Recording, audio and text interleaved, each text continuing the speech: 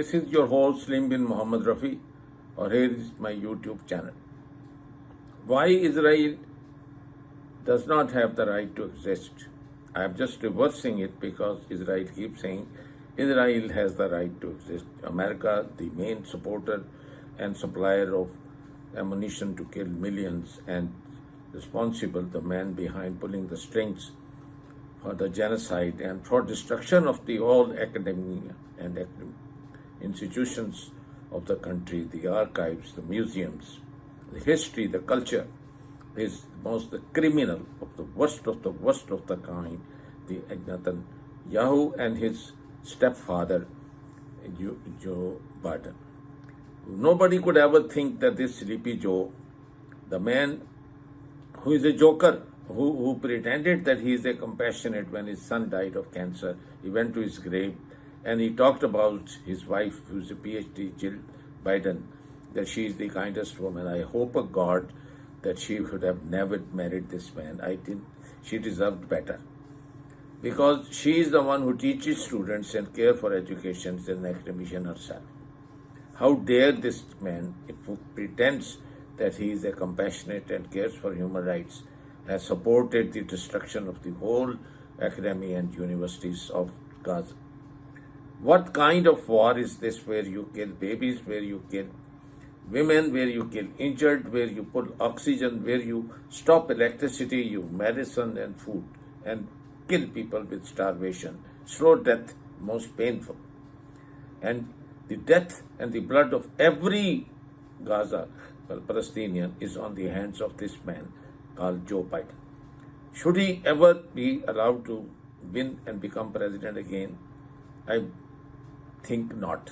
I'm sure the most Americans will join me and say that he is a man who should be thrown out of United States of America, and we will have the blackest pages in the history of the presidents, all past presidents of the United States, because he has proven to be the worst. The world will turn over upside down when this old man leaves. Man with a dementia, man with Alzheimer, the man Sleepy Joe who falls at every step and sleeps during his speech.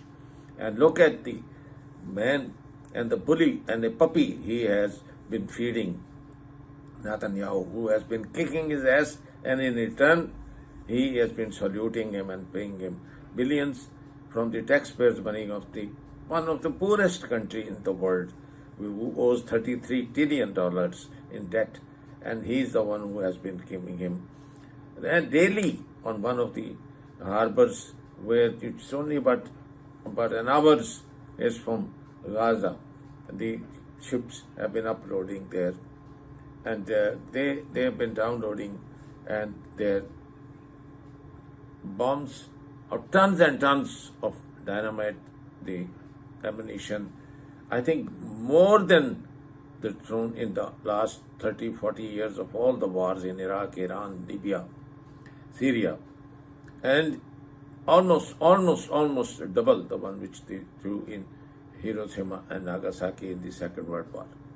So you can see the extent of criminality of this man. So I will prove to you in this small documentary, which will add with this small introduction, that Israel does not have the right to exist because it does not care for the international law. It does not just fit in the race of human beings. They are animals. The Zionists are worse than dogs. They are worse than pigs. They are worse than they are not human beings. And how this movement was allowed to flourish, just like the RSS of India, and allowed to flourish, and now that's another person who should be extinct, has no right to exist. So both India and the Zionist state do not have the right to exist. The reason is this: he is destroying all the institutions of which made India.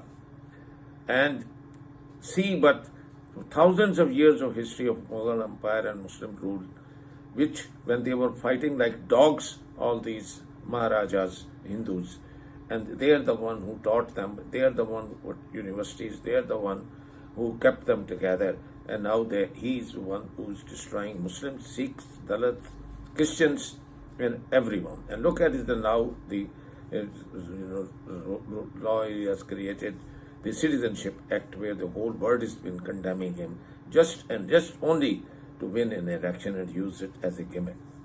So these people are criminals. They are worse than Hitlers. They look at what they are doing to billions and millions of people. They are anti-religion, anti-prejudice, anti-freedom, anti-pluralism. So they have no right to exist, both India and Pakistan. First, let this little small enclave disappear from the map of the earth and from this globe, and you see the peace. And then let this Narendra Modi and the Gujarati gang and the butcher to go and disappear, and you will find the world will be at peace. And obviously, with that, the first one of their father will go, the main supporter will go, is the United States of America will be divided and split into a number of states. Before I think you will see that this decade ends. This is the Gaza will prove to be the last nail in the coffin of Narendra Modi and his thinking. And I mean, the basic argument for supporting Israel has been, first, we share values. Well, Israel is demonstrating the values of the Ku Klux Klan, and I don't share those values. And second, I mean, basically what's going on in Gaza is a mass lynching. It's totally extrajudicial, illegal, and brutal, and utterly inhumane. And the second reason is supposedly that Israel is a strategic asset. But I have never heard anyone describe what it does for us other than get us in trouble. So I think this is a moment in which the Israelis have made a huge mistake because, the question they used to pose was, does Israel have a right to exist? Which is a rather strange question because it does exist. I don't know of other countries that run around asking whether they have a right to exist. But I think that question is being replaced now in much of the world by, does Israel deserve to exist? Can the world really maintain normal relations with a country that behaves in utter disregard of international law and in a completely inhumane fashion? They did find bodies without heads, there were no beheadings Islamic. of infants. There were some beheadings, apparently. The Israelis didn't even claim that in the document they submitted before the ICJ. Go read what your government submitted. It never mentioned beheadings. Well, as far as I know, there were some read people it. who were beheaded. Yeah. But We could bring it up right you now. also deny that there were rapes there. I didn't deny. I said I've not seen convincing evidence that confirms it. I've said that from day one, and I'll say it today, 4.5 months later. I've been speaking in public now, I would say since the late 1980s, and interviewed and so on. I have never on one occasion ever been asked to condemn any Israeli act.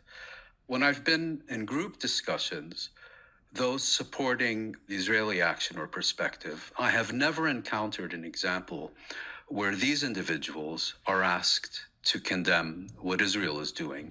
The demand and obligation of condemnation is exclusively applied, in my personal experience over decades, is exclusively applied to Palestinians. I'm sure if you watch BBC or CNN, when is the last time an Israeli spokesperson has been asked to condemn an Israeli act? I've never seen it.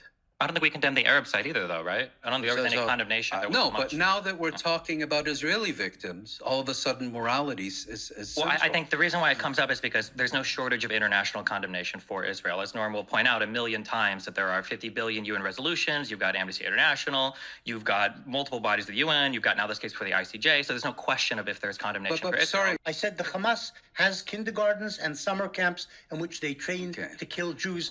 Children aged 5 and 6. Secondly, you keep saying Jews, to which I would respond. They use the word Jews. To which I would respond that Hamas does not have a record of deliberately targeting Jews who are not Israelis. And in fact, it also doesn't have a record of deliberately targeting either Jews or Israelis outside Israel and Palestine. So, all this talk of unlike the Hezbollah, which has targeted Jews outside Palestine. We're talking about October 7th and Hamas. If you'd also like to speak about Hezbollah, let's get to that separately, if you don't mind. So again, Genocidal, well, if that term is going to be discussed, my first response would be, let's talk about potentially genocidal actions against Israelis rather than against Jews, for the reasons that I just mentioned. And again, I find this constant conflation of Jews, Israel, Zionism to be a bit disturbing. University deans and professors and 3 university presidents in Gaza have been killed in the Israeli assault. Meanwhile, over 4,300 students and more than 230 teachers, professors, and administrators have been killed. Meanwhile, Hebrew University in Jerusalem is coming under criticism for suspending an internationally renowned Palestinian professor for saying Israel's committing genocide in Gaza. Nada Shalhoub-Kevorkian is a world-renowned feminist scholar whose extensive work has focused on the impacts of militarization, surveillance, and violence on the lives of Palestinian women and children. She made the remarks in an interview on Israel's Channel 12 on Monday, where she also said it was time to, quote, abolish Zionism. The next day, the university issued a statement saying, quote, as a proud Israeli public and Zionist institution, the Hebrew University strongly condemns Professor Shalhoub-Kevorkian's recent shocking and outrageous statements. To ensure a safe and conducive environment for our students on campus, the university has decided to suspend Professor Shalhoub-Kevorkian from teaching activities effective immediately, they wrote. Professor Shalhoub-Kevorkian had been under pressure to resign from the university since late October, when she joined over 1,000 academics around the world in signing a petition calling for an immediate ceasefire in Gaza. Following her signature, the leadership of Hebrew University sent her a formal letter denouncing her and pressuring her to resign. Yesterday, Palestinian students on the Hebrew University campus demonstrated against. Yes, hi, Amy. Thank you for having me at Democracy Now! Actually, I'm not the chair of the Faculty of Law. I'm a member of the faculty, and I'm a researcher that studies state crime and genocide and victims of abuse of power. The decision was made by the university to suspend me after a podcast that happened that asked me about my field of expertise. Let me remind you, I'm a scholar that studies state crime. I'm a scholar that studies genocide. I'm a scholar that really looks at the mundane, at the effect of what goes on, and that studies anti-racism from a feminist perspective. So what happened is that the letter was publicized before I read it, and nobody have contacted me. And this is not the first time that the Hebrew University publicized it. They did it in October when I said that what is happening in Gaza is a genocide. Of course, 2 months afterward, the ICJ is looking at it, and they even issued provisional measures against the state of Israel. But I also need to remind us all that the academic space is a space that's supposed to be a space whereby we share our ideas, the multiplicity of ideas. And then the Hebrew University is sending me a letter telling me that this academic institution, which is the Hebrew University, is a Zionist institution, which means if my narrative is an anti-Zionist and my narrative is a clearly anti-Zionist, I am calling for abolishing Zionism because I see it as very violent towards the people and as causing criminalities, and therefore I look at state criminality. And the fact that the university is not only sending me a letter, it's the dean of the School of Social Work actually called my students, and he told them in a very forceful manner that I'm out, that I have no place at the Hebrew University, which was my academic institution for the past 30 years. This is a place where I taught, where I did the research. The question remains whether what is teachable, what should be written, what is publishable, what we can speak as scholars that are studying state criminality as opposing to what is going on, as opposing to what the state is doing is not accepted, so they throw us out of the university. And this is the same policy that the state of Israel is doing outside. So it's silencing, it's preventing people from speaking, it's threatening, it's punishing, and it's also done in a very degraded and indignifying manner, calling my student a day before the end of the first semester and telling me you're suspended, is something that is beyond any expectations. But this is, and stressing it's a Zionist institution, you can't abide by these rules, you're out. My only concern, Amy, today is the safety of students, the safety of my students, Jewish and Palestinian, that are standing against genocide, standing against the war, refusing to see the continuous and ongoing atrocities. My really concern is the silencing of dissent all over the world, because we see it in academic institutions. The question, if we think that academic institutions should work according and by the orders from the state, I don't know why we're having academic institutions. Academia and research requires that we're attentive to details, to what goes on to the life of women, men, children, and I'm really concerned today. And of course, I must clearly state that the behavior of the university is a behavior that is threatening the safety of our students, the safety of colleagues that are speaking against the genocide, and my own personal safety as a person who lives in Jerusalem, and the safety of my family. Professor, can you tell us what you mean by your call for abolishing Zionism? Yes. Well, I see that the Zionist entity started by displacing people, by causing major harms, by massacres that were documented by historians, by sociologists, by political scientists, and international relations. I see Zionism that have used the law and ruled by law and not the rule of law.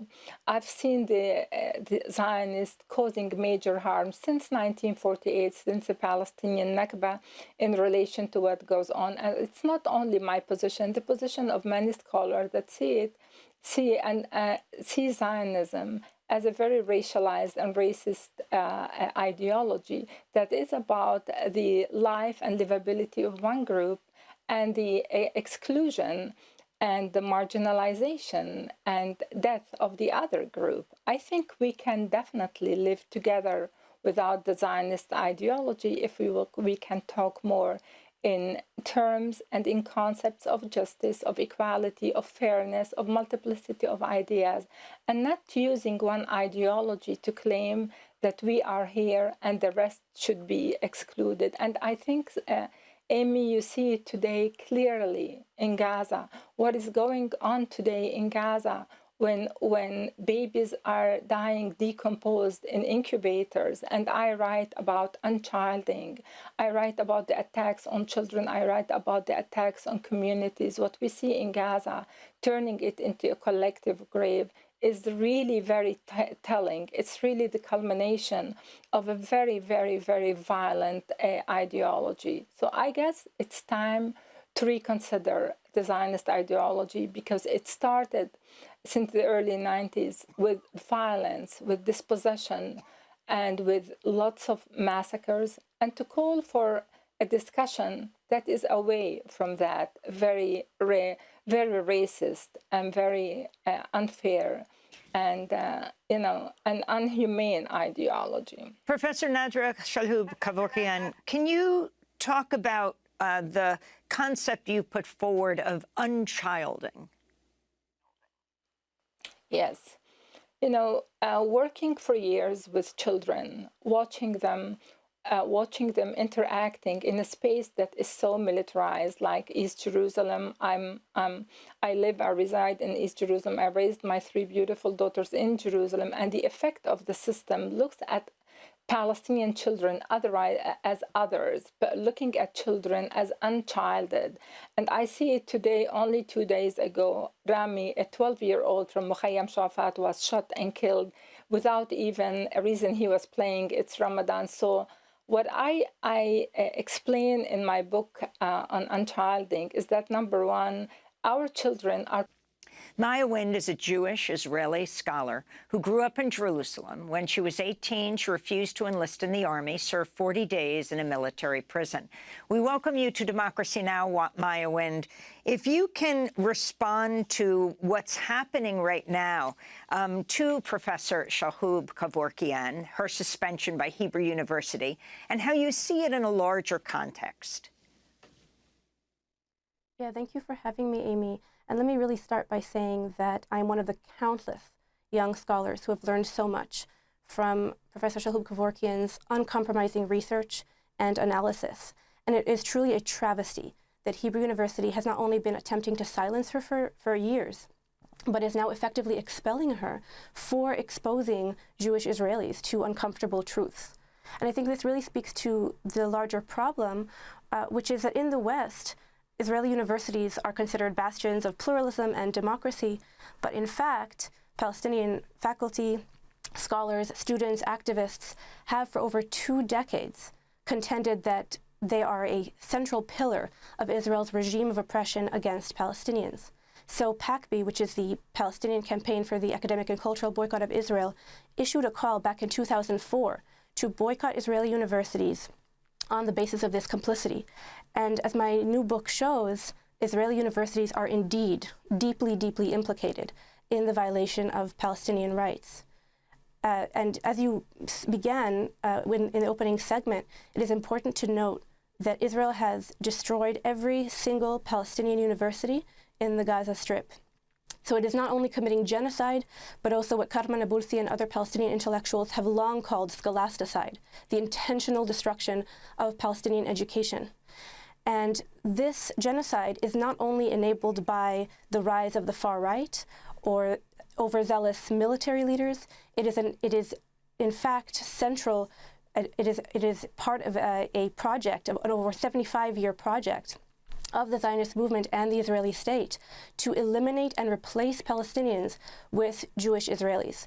So genocide is structural to the Israeli state and is sustained by its most liberal institutions, including its universities.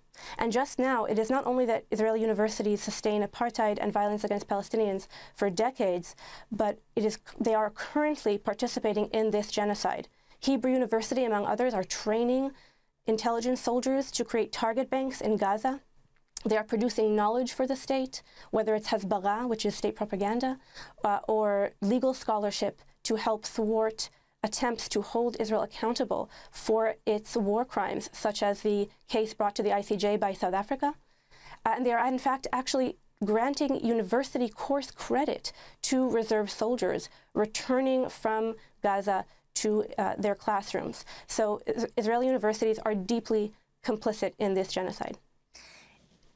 Maya Wind, you refused to serve in the Israeli military back 15 years ago, and you were imprisoned for that. Why then, and how does that inform what you do today? So, yes, I was part of a small movement resisting the draft, a movement that unfortunately has not grown in the 15 years since. And this is one of the many reasons that it is absolutely essential for people, especially in the United States, which is fully enabling this genocide, to join the movement to boycott, divestment, and sanctions, and particularly to participate in the academic boycott and sever ties from of our own universities and our own institutions from Israeli universities, which are implicated in the violation of Palestinian rights and now in genocide, precisely because we need the intervention of international civil society to hold Israelis accountable for these crimes. Let me bring back in Professor Shalhoub Kevorkian. What does it mean to have Jewish scholars and students like Maya Wind to be joining with you, speaking up in your behalf to challenge your suspension? Yeah, well, I think that Maya's book is a very important book, and those voices are extremely important to really challenge the system and that system of oppression and of the genocidal process. Amy, in class, I do have students, Jewish, mostly Jewish actually, and Palestinians. I am teaching for years in the Department of Criminology, where lots of our students are serving in different places, the army, the police, and so on. The fact that the whole academic space is being turned, and I think teaching and talking and discussing and working and agreeing and disagreeing is very important, is very healthy, is a space to discuss. And this is why it's not anti-Jewish behavior saying no to the genocide. It's not anti-Semitism to say no to genocide, because my Jewish students are, like Maya and like many others, are really with me in the same path. What we're saying here is that it's very important, because it's with the voices of dissent from around the world, from South Africa, my colleagues, to the US and to the UK. These voices are helping us really explain, number one, that this situation, that the fact that people can be threatened because of they can't speak up and they can't talk about abuses and atrocities should not continue, that the ongoing genocide, and we should call to stop this ongoing genocide against any people, not only my people, but I'm saying it, that I was talking about the Rohingya, and in Sudan and in other places, against apartheid, against ethnic cleansing. And I think that working together as an anti-oppressive scholars and groups, Jews, the basic argument for supporting Israel has been, first, we share values. Well, Israel is demonstrating the values of the Ku Klux Klan, and I don't share those values. And second, basically what's going on in Gaza is a mass lynching. It's totally extrajudicial, illegal, and brutal, and utterly inhumane. And the second reason is supposedly that Israel is a strategic asset. But I have never heard anyone describe what it does for us other than get us in trouble. So I think this is a moment in which the Israelis have made a huge mistake because, the question they used to pose was, does Israel have a right to exist? Which is a rather strange question, because it does exist. I don't know of other countries that run around asking whether they have a right to exist. But I think that question is being replaced now in much of the world by, does Israel deserve to exist? Can the world really maintain normal relations with a country that behaves in utter disregard of international law and in a completely inhumane fashion? Universal television को subscribe करना ना भूलें, उसके बाद bell button पे click करें और अपने कमेंट्स के सेक्शन में अपने कीमती जो ख्यालात का इजहार ज़रूर